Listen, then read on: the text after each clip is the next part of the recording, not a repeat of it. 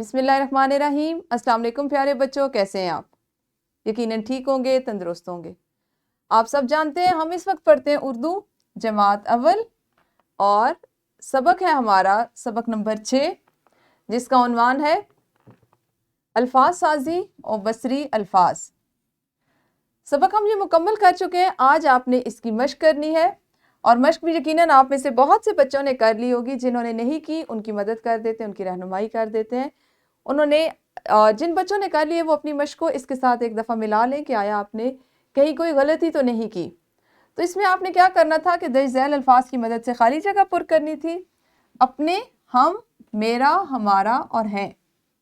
अपनी किसी चीज़ के बारे में बताने के लिए लफ्ज़ डैश का इस्तेमाल होता है। किसका इस्तेमाल होता है? मेरा का। बिल्कुल सही। ज़्यादा लोग अपनी चीज़ की बात करते हुए लफ्ज़ डैश का इस्तेमाल करते हैं। जब एक से ज़्यादा लोग बता रहे हों अपनी चीज़ के बारे में तो वो कौन सा लफ्ज़ बोलते हैं?